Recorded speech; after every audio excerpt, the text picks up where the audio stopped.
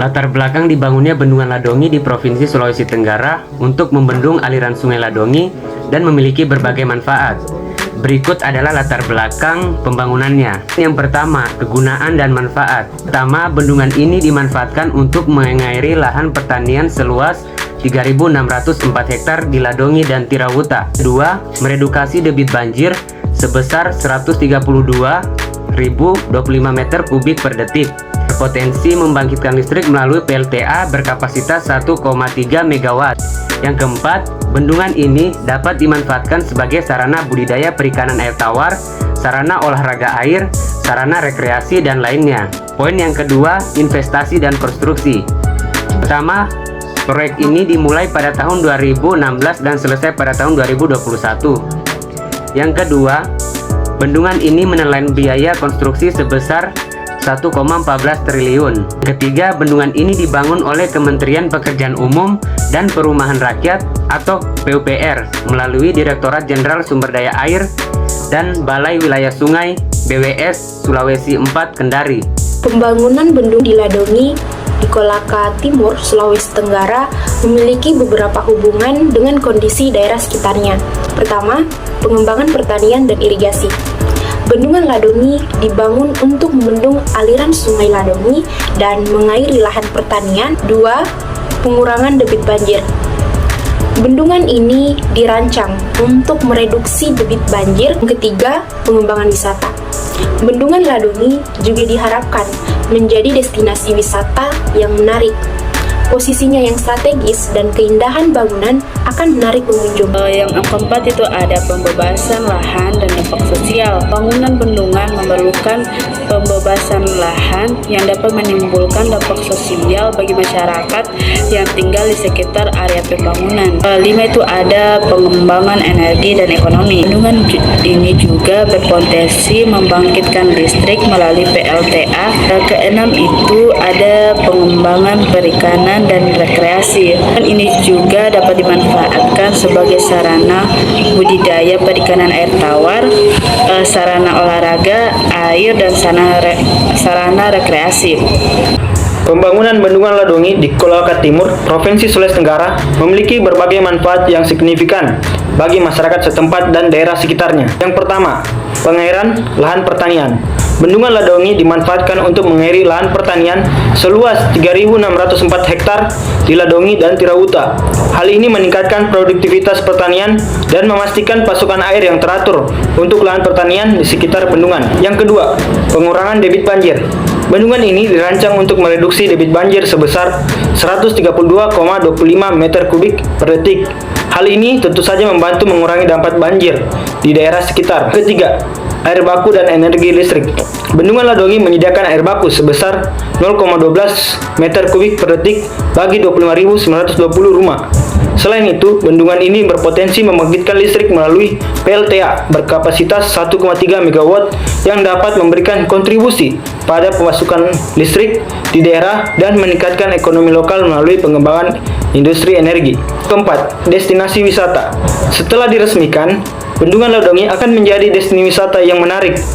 Posisinya yang strategis dan keindahan bangunannya tentu saja akan menarik pengunjung, baik dari dalam maupun dari luar daerah.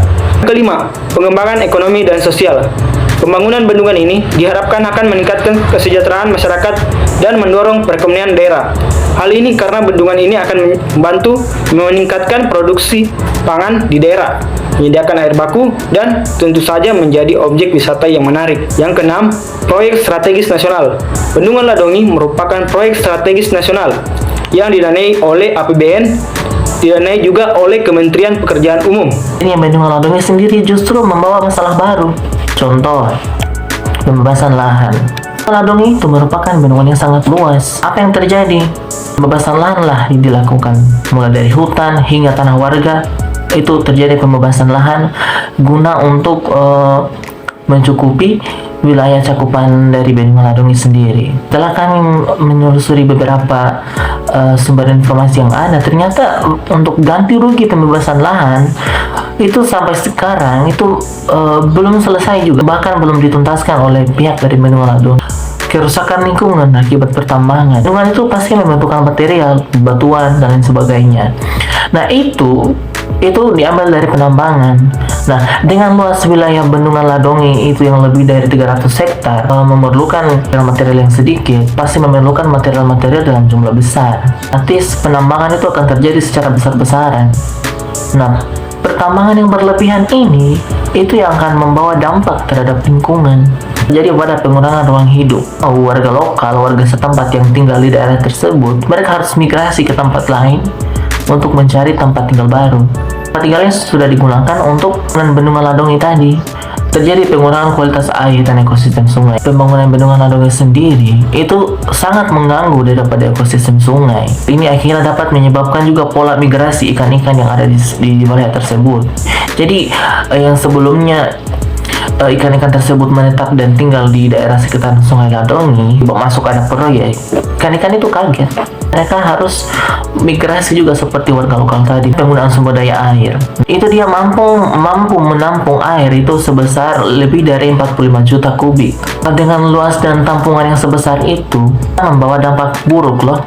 Di satu sisi bendungan itu berhasil menampung air dalam jumlah yang banyak, kemudian menyalurkannya ke berbagai persawahan di sekitarnya melalui jaringan irigasi. Tapi di satu sisi ternyata ada wilayah yang menjadi kering karena sudah tidak menerima asupan air dari Sungai Ladongi.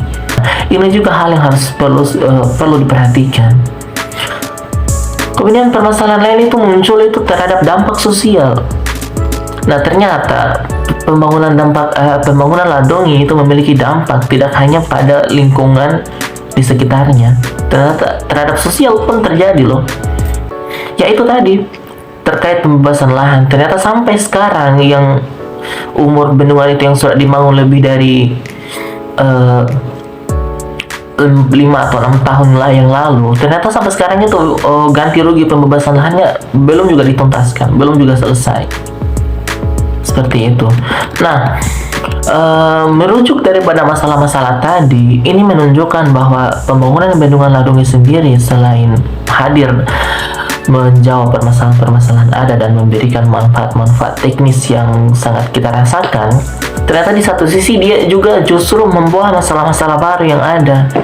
Oleh karena itu, perlu adanya analisis dampak lingkungan yang memadai dan pemantauan yang lebih lanjut mengenai bendungan tersebut.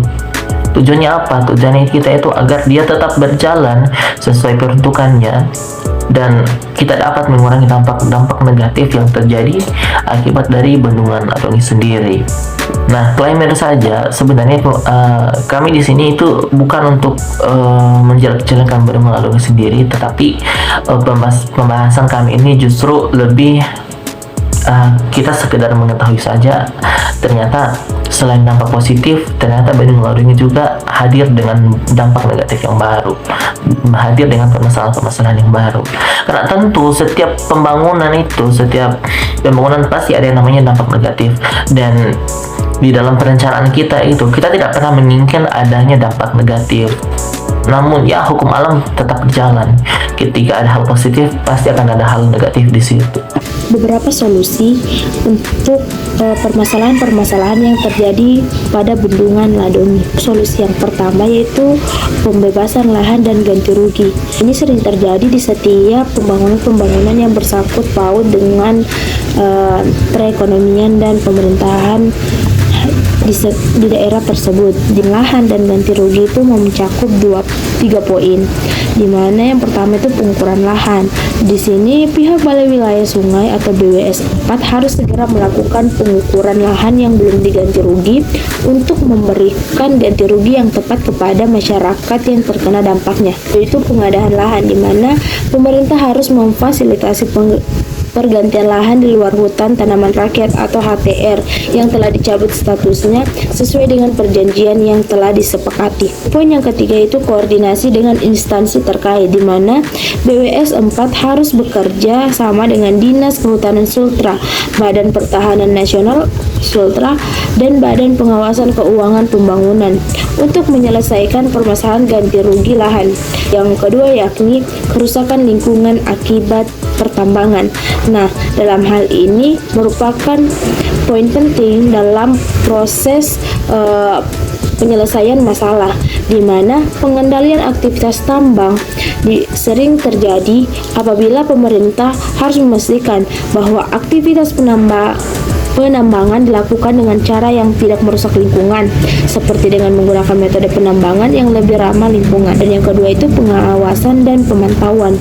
Nah, dalam pengawasan dan pemantauan, pemerintah harus mengawasi dan memantau aktivitas penambangan secara ketat untuk mencegah kerusakan lingkungan yang lebih besar. Sedangkan untuk poin yang ketiga yaitu pengurangan ruang hidup masyarakat adat, di mana dalam pengurangan ruang hidup masyarakat adat terdapat 2 poin, yaitu pembebasan lahan yang adil dan koordinasi masyarakat. Dan untuk pembebasan lahan yang adil, pemerintah harus memastikan bahwa proses pembebasan lahan dilakukan dengan adil dan transparan, dengan memberikan ganti rugi yang tepat dan memfasilitasi pergantian lahan yang layak. Yaitu koordinasi dengan masyarakat, di mana pemerintah harus berkoordinasi dengan masyarakat yang terkena dampak untuk menyelesaikan permasalahan yang ada, termasuk permasalahan ganti rugi lahan. Dan untuk poin keempat yaitu pengurangan kualitas air dan ekosistem sungai. Dalam hal ini pertama pengelolaan air, di mana pemerintah harus memastikan bahwa pengelolaan air di bendungan dilakukan dengan baik, dengan mempertahankan kualitas air yang baik dan mengurangi dampak negatif terhadap ekosistem sungai. Yaitu pemantauan dan pemeliharaan, di mana pemerintah harus melakukan pemantauan dan pemeliharaan terhadap bendungan secara teratur untuk memastikan bahwa air yang dihasilkan tetap berkualitas dan tidak merusak ekosistem sungai. Dan poin yang kelima yakni penggunaan sumber daya air. Nah, dalam hal ini pengelolaan air yang efisien, seperti pemerintah harus memastikan bahwa pengelolaan air di bendungan dilakukan dengan efisien, dengan mengurangi penggunaan air yang berlebihan dan memastikan bahwa air yang bersih dapat digunakan dengan sebaik-baiknya dan tidak terjadi kekeringan di daerah sekitar maupun di daerah lainnya. Dengan adanya solusi-solusi di atas dapat diharapkan dan menangani berbagai masalah yang muncul terkait Bendungan Ladongi yang berada di Kolaka Timur, di mana memastikan bahwa proyek ini memberikan manfaat yang optimal bagi masyarakat sekitarnya dan maupun tempat lainnya. Baiklah, setelah pemaparan materi yang disampaikan oleh teman-teman, adapun kesimpulan yang bisa ditarik dari materi tersebut yaitu Bendungan Ladongi adalah suatu bendungan yang berada di wilayah Kolaka Timur, tepatnya di Sulawesi Tenggara. Nah, Bendungan Ladongi sendiri dibangun untuk membendung aliran sungai Ladongi dan memiliki berbagai manfaat, termaksud pengairan lahan pertanian, pengurangan debit banjir, air baku, dan energi listrik. Kemudian untuk masalah sendiri, pada bendungan tersebut terdapat 2 masalah, yakni masalah internal dan masalah eksternal. Untuk masalah internal sendiri, dalam pembangunan Bendungan Ladongi memerlukan pembebasan lahan yang tentu dapat menimbulkan dampak sosial bagi masyarakat yang tinggal di sekitar area pembangunan bendungan tersebut. Pembebasan lahan hutan dan tanah warga telah dilakukan, namun masih ada beberapa permasalahan yang memang belum terselesaikan, seperti ganti rugi lahan yang belum diberikan. Selanjutnya, masalah eksternal pada pembangunan bendungan di Ladongi dapat merusak aspek sosial dan lingkungan di sekitar kehidupan manusia. Misalnya, adanya paksaan migrasi bagi penduduk sekitar sungai yang berimbas dari proyek bendungan. Nah, hal ini tentu dapat menghancurkan ruang hidup masyarakat adat di sekitar.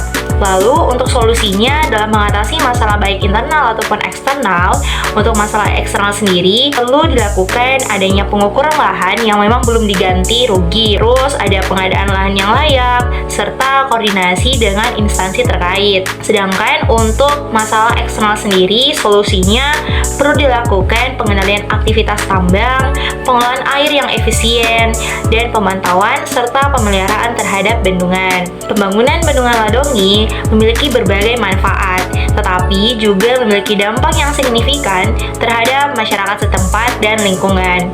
Nah, untuk mengatasi masalah yang muncul, perlu dilakukannya analisis dampak lingkungan yang memadai dan pemantauan dampaknya setelah bendungan beroperasi.